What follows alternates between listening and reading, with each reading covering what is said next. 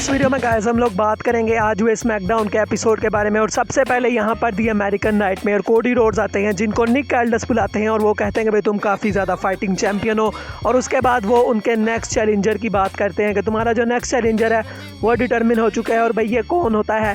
ये होते हैं none other than the United States champion Logan Paul. तो भाई Logan Paul out of nowhere बन चुके हैं new number 1 contenders for the undisputed WWE championship. और उसके बाद भाई वो जब आते हैं तो उसके बाद भाई कोडी रोड्स कहते हैं भाई उनको भाई Logan Paul what do you want to talk about, I know what you want to talk about. और भाई लोगन पॉल कहते हैं कि भाई मैं किंग ऑफ द रिंग का जो मेन इवेंट है वो करूँगा, चैम्पियन वर्सेस चैम्पियन का मैच होगा और ये स्टार्ट होगी लोगन पॉल एरा की। और उसके बाद कोडी रोड्स कहते हैं अच्छा चैम्पियन वर्सेस चैम्पियन, तो मुझे ये चैलेंज काफ़ी ज़्यादा पसंद आया है और भाई मैं ये चाहूँगा कि मैं दो चैम्पियनशिप्स होल्ड करूँ। मतलब यहाँ पर क्लियर दिखाया जा रहा है कि शायद भाई ये match United states championship versus undisputed WWE universal championship इसके लिए करवाया जाएगा। और उसके बाद लोगन कहते हैं कि मेरे पास भाई एक फैक्ट है और वो ये है कि इस वक्त मैं WWE में सबसे ज़्यादा लंबा चैम्पियन हूँ। भाई आप देख लें लोगन पॉल से नवंबर में बने थे और इस टाइम लोगन पॉल सबसे पुराने चैम्पियन हैं जो कि WWE के अंदर। और उसके बाद वो अपनी तारीफ़ें करते हैं किस तरह से मैं काफ़ी बड़ा अट्रैक्शन हूँ और मैं भाई ग्रेटेस्ट रूकी इन ईयर हूँ।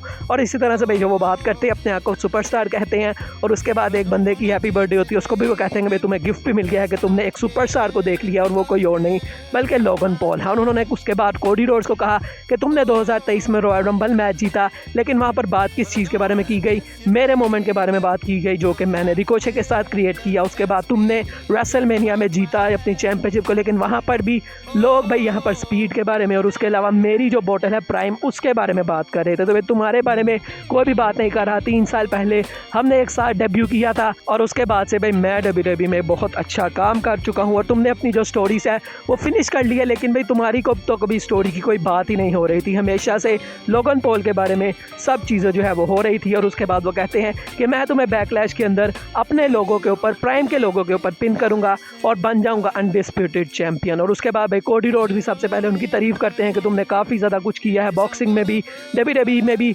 लेकिन भाई तुम बहुत ज़्यादा गुरूरी हो, तुम भाई बहुत ज़्यादा अपने आप में रहने वाले और हमेशा तुम मुझे ब्रास नकल्स है उसी की मदद से जीतते हो, वरना भाई तुम कभी भी कोई भी मैच नहीं जीत सकते।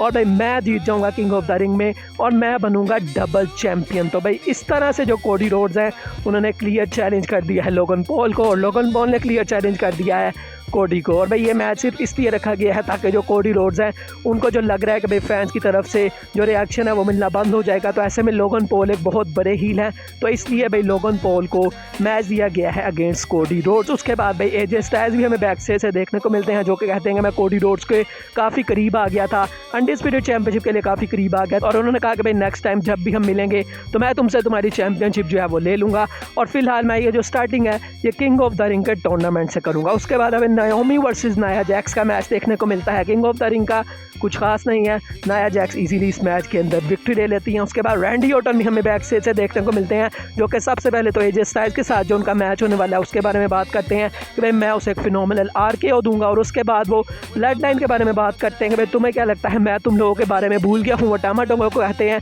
कि तुम भी किंग ऑफ द रिंग के टूर्नामेंट में हूँ, मैं भी हूँ, और भाई एक मोमेंट आएगा जब हम दोनों का फेस ऑफ होगा और वहाँ पर मैं तुम्हें डिस्ट्रॉय करके रख दूंगा। मैं सिर्फ तुम्हें RKO नहीं मानूंगा बल्कि मैं तुम्हें डिस्ट्रॉय करके रख दूंगा। उसके बाद दोस्तों हमें पाइपर निवन वर्सेस जेड कारगिल का मैच देखने को मिलता है। ये भी किंग ऑफ द रिंग का टूर्नामेंट मैच था और यहाँ पर भाई जेड कारगिल इस मैच को जीत जाती हैं। उसके फ़ौरन बाद हमें बियांका बेलेयर वर्सेस कैंडिस लेरे का मैच देखने को मिलता है। ये भी भाई किंग ऑफ द रिंग का टूर्नामेंट का क्वालिफायर था और इस मैच के अंदर बियांका बेलेयर जीत गई हैं। और मैं देखने के लिए इंटरेस्टेड हूँ कि अगर भाई दोनों साइड से, एक साइड से जेड कारगिल पहुँच जाती हैं फाइनल्स तक और दूसरी साइड से बियांका भी पहुँच जाती हैं मतलब स्मैकडाउन की साइड से, तो भाई इन दोनों का किस तरह से मैच होगा। और ये मैच तो हम लोग रेसलमेनिया या इस तरह के लेवल पर एक्सपेक्ट कर रहे हैं, तो क्या WWE इस मैच को फ्राइडे नाइट स्मैकडाउन में ही बुक कर देगी?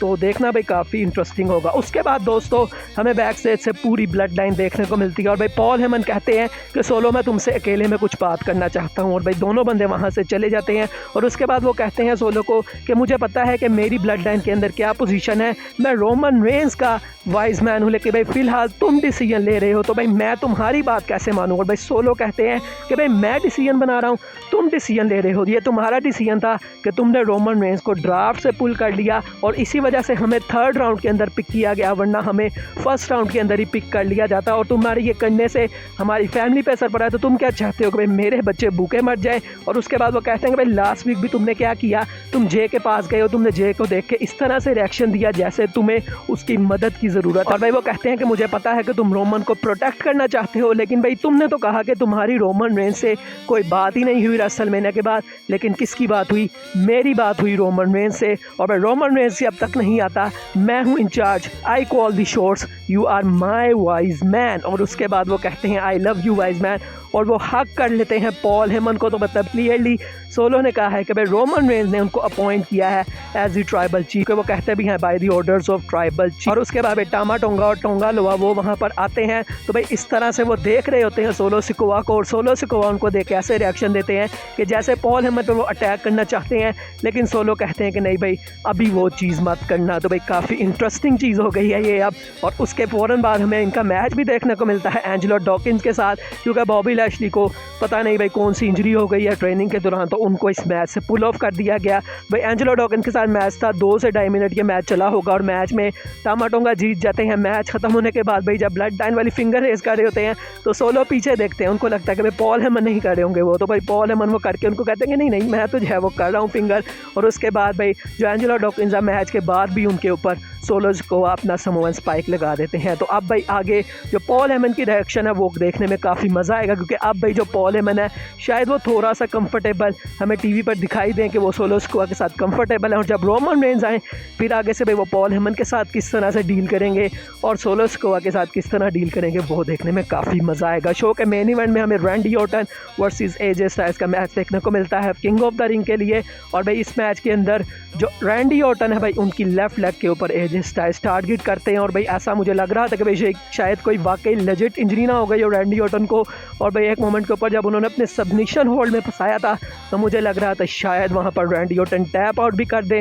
और एक मोमेंट हमने वो भी देखा कि भाई फिनोमिनल फोर आर्म भी पड़ गया रैंडी ऑर्टन को, लेकिन रैंडी ऑर्टन ने आउट ऑफ नोवेयर भाई जो रोप्स हैं उनको पकड़ लिया, और वो उन्होंने इतना उछल के रोप्स पकड़ा कि भाई उससे ईजी था कि वो किक आउट कर देते। तो शायद भाई वहाँ पर जो पोजीशन है रैंडी ऑर्टन की वो थोड़ा सा उसमें बॉच हो गया, उसकी वजह से उनको पता ही नहीं चला कि भाई जो रोप्स हैं वो काफ़ी ज़्यादा दूर हैं। लेकिन भाई वहाँ पर वो रोप्स को पकड़ लेते हैं और उसके बाद वो एजे स्टाइल्स को लगा देते हैं RKO। और इस तरह से जो रैंडी ऑर्टन है भाई वो क्वालिफाई कर चुके हैं किंग ऑफ द रिंग के टूर्नामेंट में। तो भाई ये था ओवरऑल स्मैकडाउन का एपिसोड।